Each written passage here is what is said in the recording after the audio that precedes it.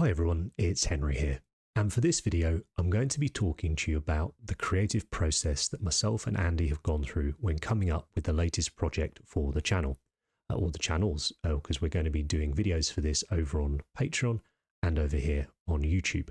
And the project is a slow painted Space Marines army. The reason we want to do this is we've been dying to do a long-term project that we can add things into over time with our own restraints on it. We're not having to get it done for a new release window or things like that. So we can really invest some time into the project, really love what we're doing and be really proud of what we come up with at the end of it. So we're not going to be speed painting. We're not going to be army painting in the traditional sort of get it done sense. This is a project where by the end of it, we want to have something that we're really proud of to put on the table, and people are going to enjoy looking at and look forward to seeing when we come to events, that type of thing. So that's our goals with it.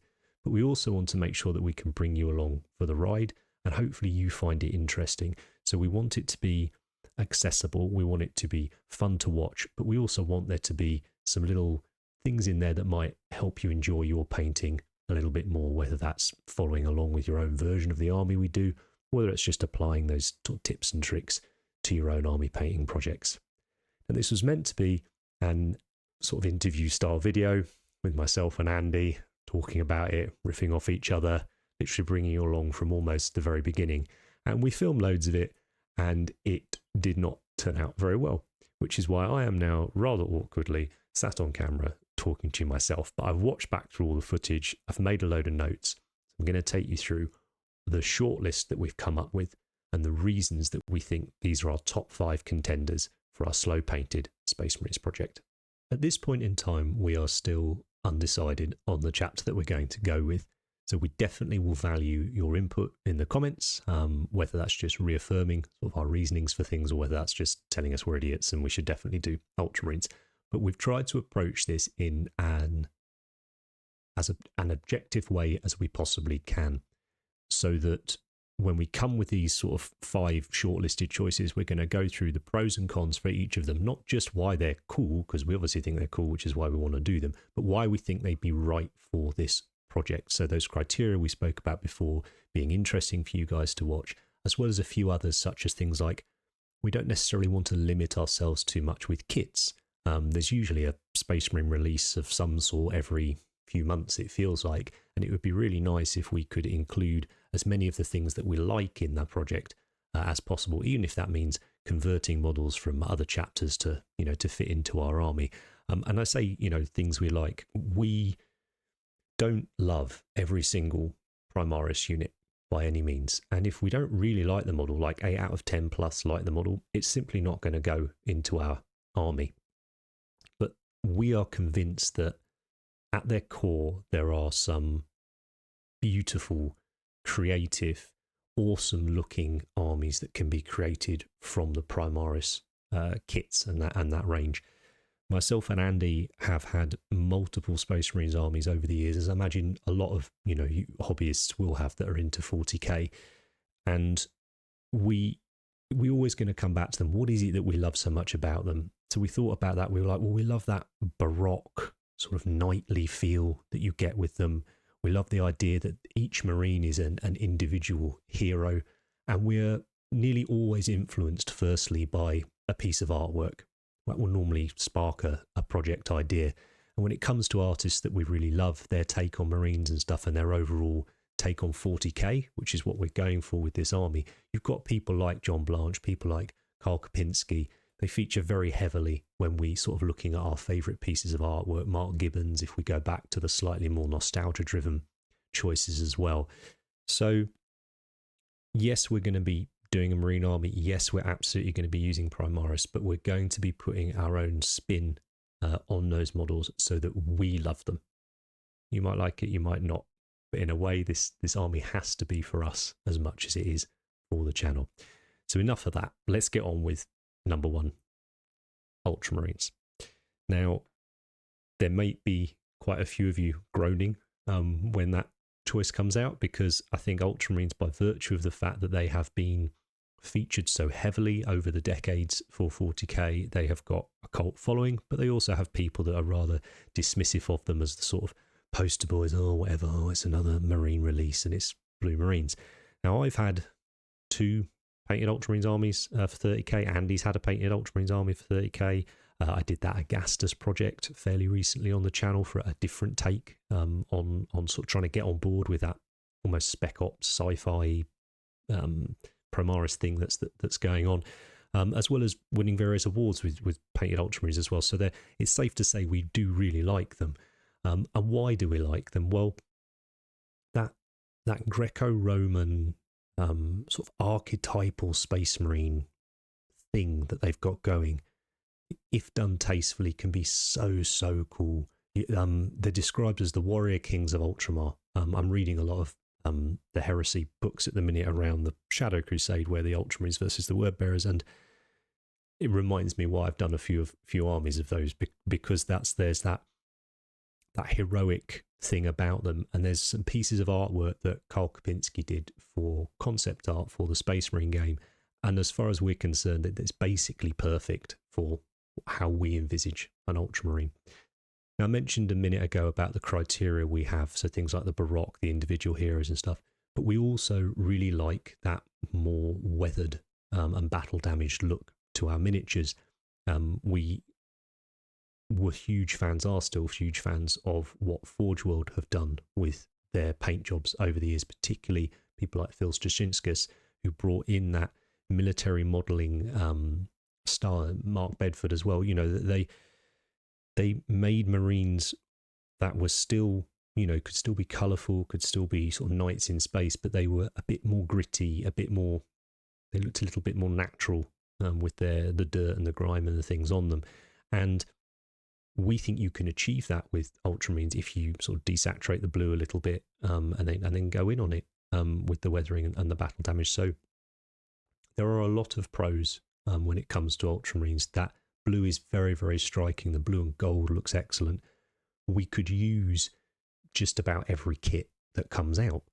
You know, they have that Greco-Roman thing going on, but pretty much every kit will suit being an Ultramarine. So that's a huge plus for them.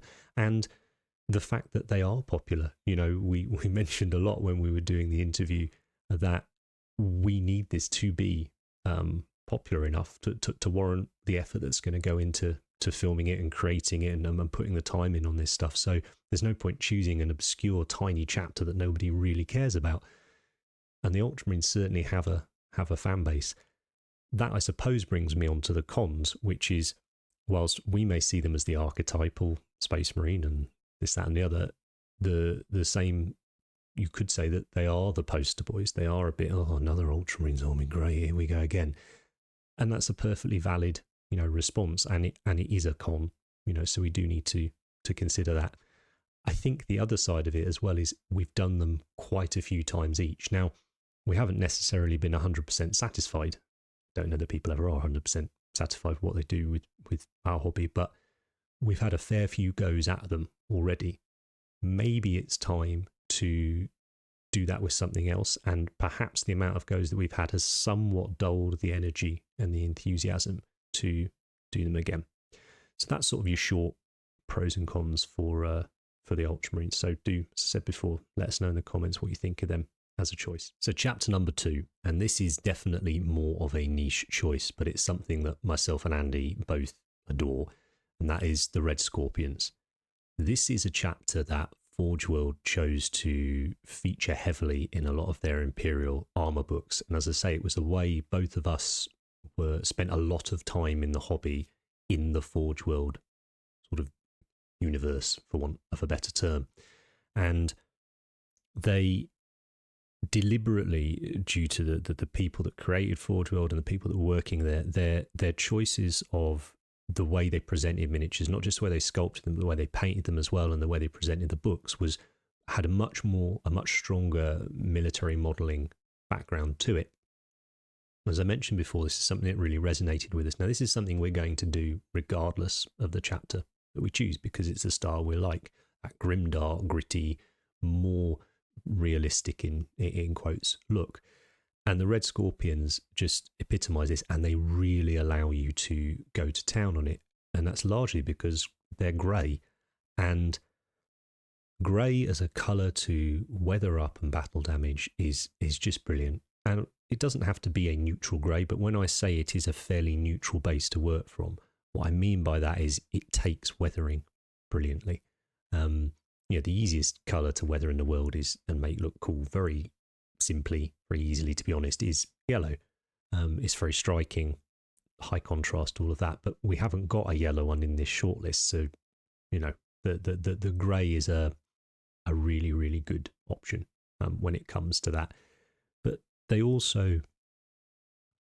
introduced us to modern takes on these classic armour marks that we only saw in like a little John Blanche sketch from 20 plus years ago. They brought out Mark IV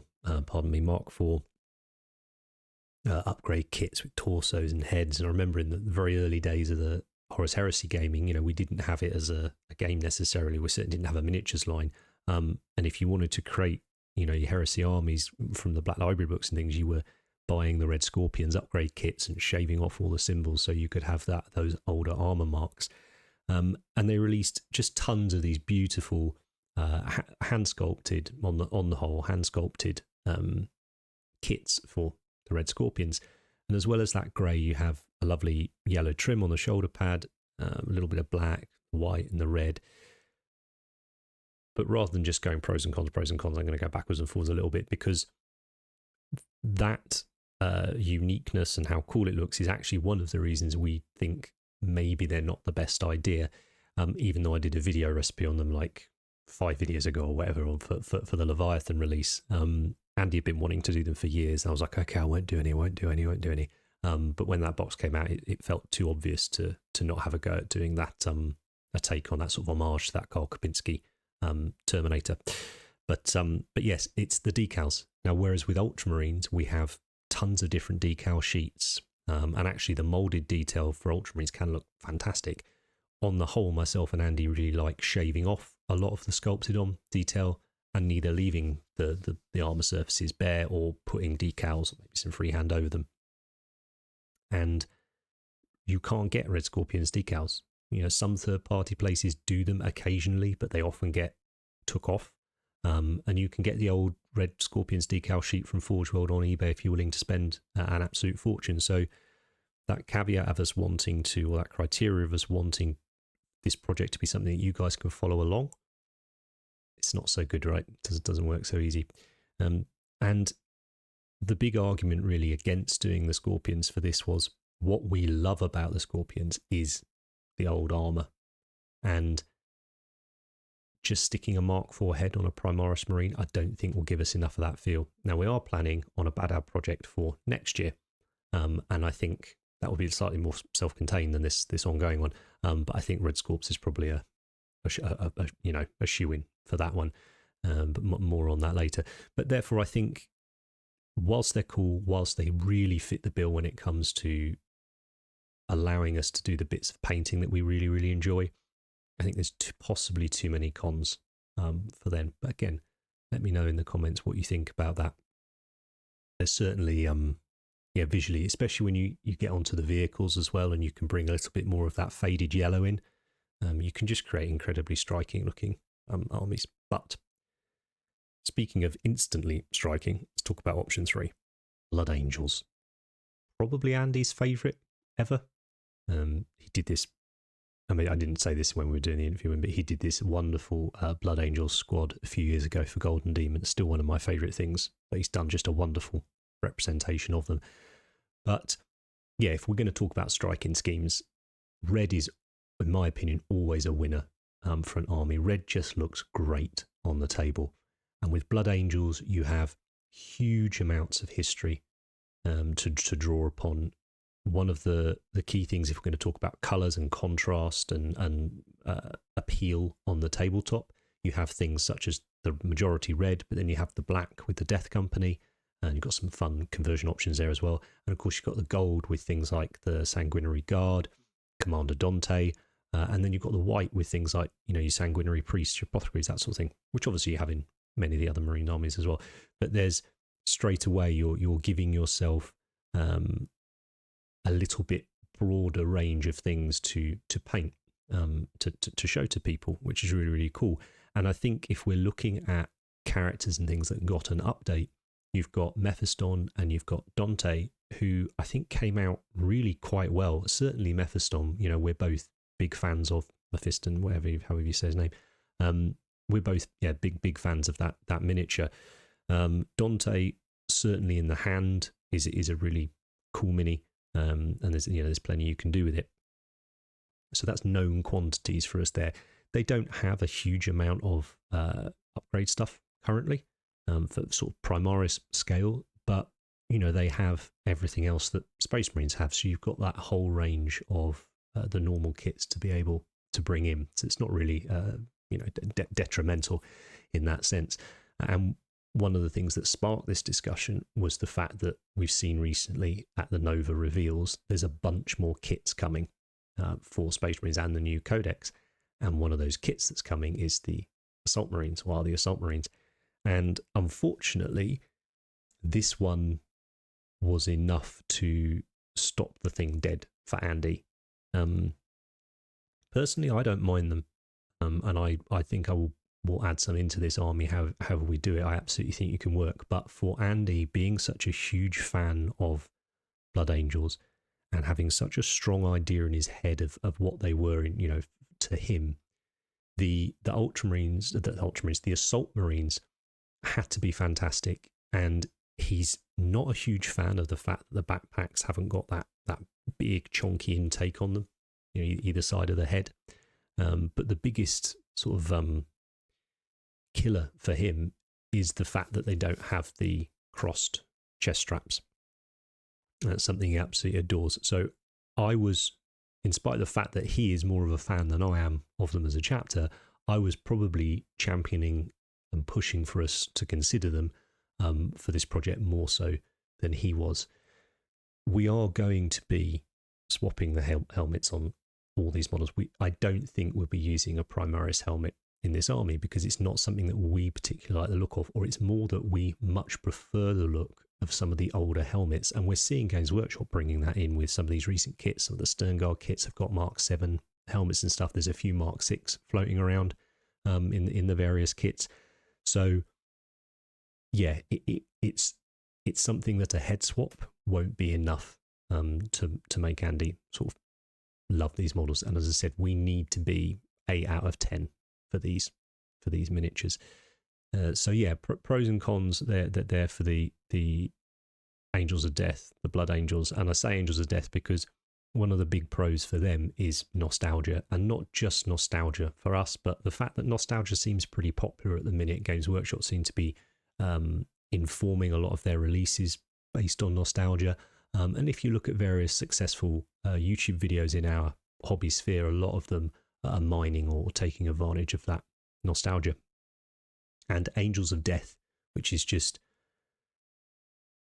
an incredible book for fans of Dark Angels and Blood Angels from the 90s. Put it on the shelf behind me. I should have brought it here for you, but I'll stick some slides in of it. It was a dual codex from 40k second edition that had the Dark Angels and the Blood Angels in it, and it's where we saw models of Dante, Mephiston, Azrael, Asmodai, Ezekiel, all these character models that many of which are still with us or have been in their original form for until recently. And so much wonderful artwork by Mark Gibbons, one of my favourite illustrators, artists that Games Workshop used. And so there was a really strong pull. And I think there's still possibly an argument, do we do this as an Angels of Death project as well? Because that brings us on to the Dark Angels. Dark Angels, Dark Angels, Dark Angels. This is my Blood Angels, as it were. Self and Andy, like a lot of people, get into 40k when you're young, kind of get obsessed about certain things. His was Blood Angels, mine was Dark Angels. So, pros for them. Well, we spoke about loving that Baroque, grimdark, knightly look. And the Dark Angels and the next choice, our last choice, really do epitomise that. They also bring with them, in a similar way to the Blood Angels, the options of different colours across the army. So you've got the bone of the Deathwing, you've got the black of the Ravenwing, and you've got the green of the main the Green Wing. I think is it actually called the Green Wing? I'm sure it's not called the Green Wing. It's just what it's referred to as. The rest of them. But those colours in themselves can be a challenge, in the sense of we don't necessarily love the widely regarded as the Dark Angels green, that very, very dark green with a very bright green sort of edge highlights. We're not going to be going for sharp edge highlights and stuff on this project because it's not how we want to do it. It's not the look that we want to go for. So the green that I would be pushing for us to do for this project is perhaps more niche and perhaps won't be as enjoyed by as many people, which I think is something we need to consider. And it's something that Andy essentially said to me, look, you need to potentially look at Dark Angels as being a purely personal project that you can just do a little self-contained, couple of things with and enjoy. And I think that's very fair. But Dark Angels do have a huge fan base. And again, like the Blood Angels, like the Ultramarines before them, tons of decal sheets to use. However, unlike the Ultramarines, but more similarly to the Blood Angels, we've only seen a handful of the Primaris kits for them. Now, we know Dark Angels are going to be getting an update in winter, part of the roadmap that they showed us, but we don't know whether that's just going to be a book and a character. We don't know whether it's going to be a sort of Black Templars level release where we get tons of different units, which could be awesome. But on the flip side, might not be awesome. We may not love what they do with them, and then we've kind of pigeonholed ourselves into having to go with that. So big pros about building an army up in anticipation of that book coming, but also kind of taking a chance. Whereas, we know with the Blood Angels, we've got some lovely miniatures. We know with the Ultramarines, we've got some decent miniatures as well. So there's definitely some risk when it comes to picking the Dark Angels for it. But as I say, that knightly theme, it doesn't really get, a much stronger candidate for doing that with. A lot of robes as well, which we enjoy painting, but I know perhaps, or I've certainly heard from people that they can find it a struggle to paint the robes. So it would be a really nice bit of content for us to go over, like how do you paint them, but also how do you paint them, across your army, so it doesn't take you 100 years to get anything done. So yeah, Dark Angels, huge pros for that. The artwork, I've mentioned the artwork before. There is so much wonderful black and white and colour artwork for the Dark Angels that when it comes to inspiration for things, yeah, we're not going to be struggling. And we have an awful lot of 30k or Horus Heresy Dark Angels kits from Forge World that we can mine for bits as well. Generally, and one of the cons really to the Red Scorpion stuff is, personally, I don't particularly like mixing hand sculpted stuff with the modern CAD designed miniatures. I think it's too jarring for me personally. I love both of them, but I kind of want to keep them separate. The Dark Angels Heresy stuff is nearly all, if not entirely all, CAD designed, computer designed. So fits very well with the plastic kits, which are also CAD designed. So there's less of that dissonance between the two things. So lots of options for mining bits and things there for them. So yeah, let me know. Angels of Death, Dark Angels, Blood Angels. What do you think? It's quite niche. It's not. Is it niche? It's more niche than Ultramarines, say, right? But we can still use all the kits from the main Space Marine range, as well as some chapter specific unique kits that they bring. It's just a risk that we may not like those kits. Now, our last option, however, we love those kits. Black Templars. I said there's two that have that big knightly thing going on, and it's the Dark Angels and it's the Templars. A slightly different take on that whole knight thing. Obviously a much stronger crusading theme with these guys. Slightly more sort of loinclothy rather than tons of dressing gowns, but still plenty of cloth to be doing there. Pros. Well, let's talk about the kits because we just were with the Dark Angels. The Black Templars got a huge range of kits and characters when they got their release about a year ago. I think think it was now, maybe a touch more actually, including somewhere in the back there you can just see, well, that's the lion judging me. And then there we've got the limited edition or special edition Black Templars Codex from last edition, which featured the artwork from the incredible piece of John Blanche artwork from the 3rd edition Warhammer 40k box, something we spoke about in a recent Culture of Paint episode, actually looking at John Blanche's sort of some of his seminal pieces. And yeah, huge glow up, as it were, of kits, loads of Primaris size things, tons of characters, and pretty much every single thing there for us is 8 out of 10. There's bits we prefer, there's bits we would change, but there's enough of core to work with that we love to make it worthwhile. Speaking again of artwork, that even if there was no other pieces of artwork on Black Templars, which there are plenty of because they featured very heavily in the Warhammer 40k publications since 3rd edition, where they were the poster boys, the box art for that edition was Black Templars for that big box release, Black Templars versus Dark Eldar. So, we've seen a lot of them, and we've seen them grow and develop, and you've got wonderful stories, things like the Arendensky Bowden Armageddon series, Hell's Reach, and a few of the short stories that go along with that. Yes, they have canonically developed a little more since then as well, but that certainly gives you if you wanted to, that's I think a really wonderful representation of the Black Templars. So it really gives you something to cling to and to work from.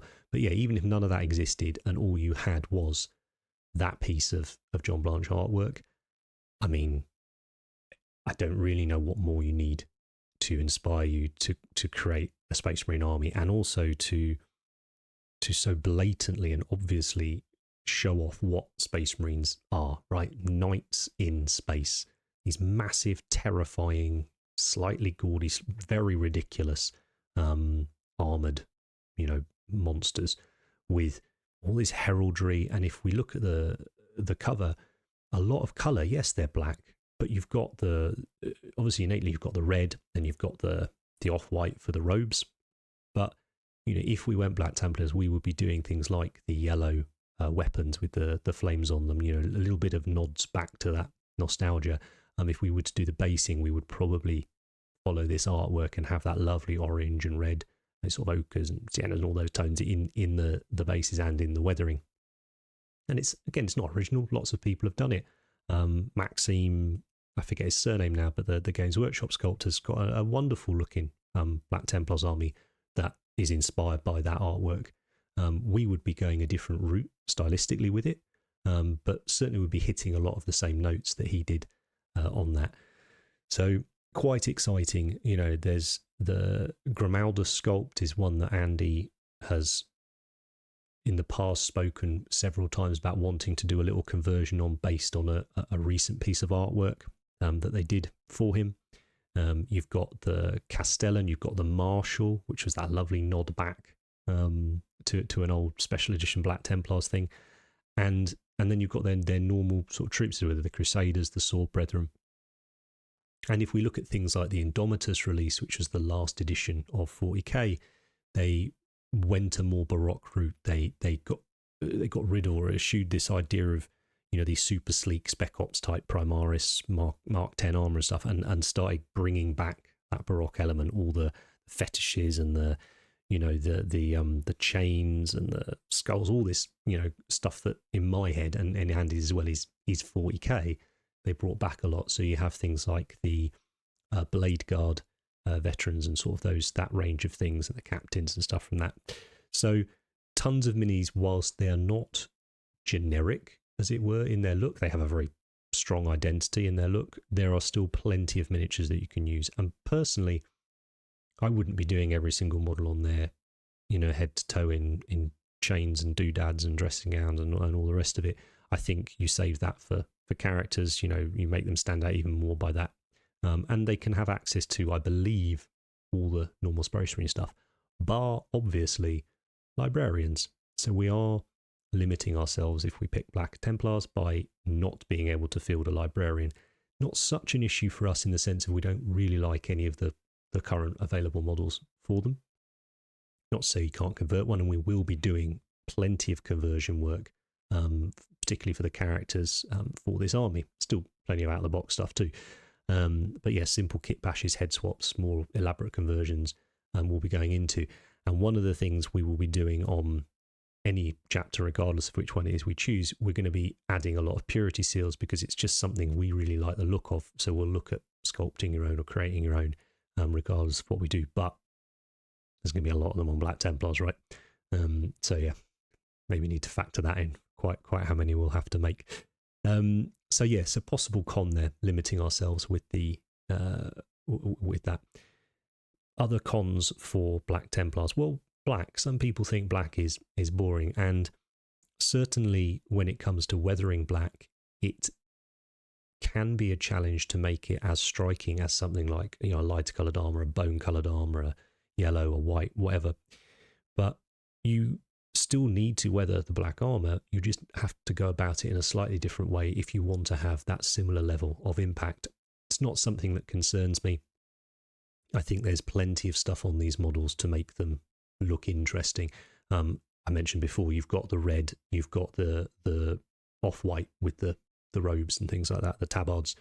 So not really concerned about that. And actually having the black in there can make those things look even more striking. So not a particular con, but, you know, could be one to consider.